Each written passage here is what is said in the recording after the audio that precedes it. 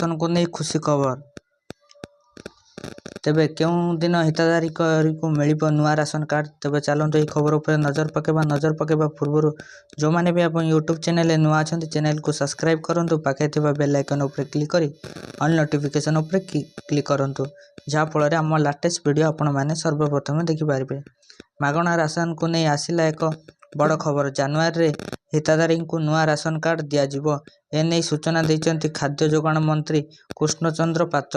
ସେ କହିଛନ୍ତି, ଚଳିତ ମାସରେ ଇ-କେୱାଇସି ଯାଞ୍ଚ ସରିବ। ଗତ ଜୁଲାଇ ମାସରୁ ଆରମ୍ଭ ହୋଇଥିବା ଇ-କେୱାଇସି ଯାଞ୍ଚ ନଭେମ୍ବରରେ ସରିବ। ଜାନୁଆରୀରେ ନୂଆ ରାସନ କାର୍ଡ଼ ଦିଆଯିବ ବୋଲି କହିଛନ୍ତି। ଏନେଇ ସୂଚନା ଦେଇଛନ୍ତି ଖାଦ୍ୟ ଯୋଗାଣ ମନ୍ତ୍ରୀ କୃଷ୍ଣଚନ୍ଦ୍ର ପାତ୍ର। ସେ କହିଛନ୍ତି, ଚଳିତ ମାସରେ ଇ-କେୱାଇସି ଯାଞ୍ଚ ସରିଛି। ଗତ ଜୁଲାଇ ମାସରୁ ଆରମ୍ଭ ହୋଇଥିବା ଇ-କେୱାଇସି ଯାଞ୍ଚ ନଭେମ୍ବରରେ ସରିବ।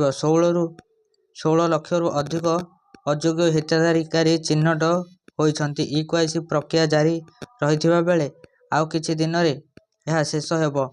ପ୍ରକ୍ରିୟା ଶେଷ ହେଲା ପରେ ରାଜ୍ୟରେ କେତେ ଜଣ ଲୋକ ରାସନ କାର୍ଡ଼ ସାମିଲ ହୋଇଛନ୍ତି ଏହାର ତାଲିକା ପ୍ରସ୍ତୁତ ହେବ। ଇ-କେୱାଇସି ଯାଞ୍ଚ ସରିବା ପରେ ହିତାଧିକାରୀଙ୍କୁ ଜାନୁଆରୀରେ ମିଳିବ ନୂଆ ରାସନ କାର୍ଡ଼। ଏବେ ବି ଇ-କେୱାଇସି ପ୍ରକ୍ରିୟା ଜାରି ରହିଥିବା ବେଳେ ଆଉ କିଛି ଦିନ ପରେ ଏହା ଶେଷ ହେବ। ପ୍ରକ୍ରିୟା ଶେଷ ହେଲା ପରେ ରାଜ୍ୟରେ କେତେ ଜଣ ଲୋକ ରାସନ କାର୍ଡ଼ରେ ସାମିଲ ହୋଇଛନ୍ତି ଏହାର ତାଲିକା ପ୍ରସ୍ତୁତ ହେବ। ଇ-କେୱାଇସି ଯାଞ୍ଚ ସରିଲା ପରେ ହିତାଧିକାରୀମାନଙ୍କୁ ଜାନୁଆରୀରେ ମିଳିବ ନୂଆ ration card. Bureau report, Vijayalakshmi news.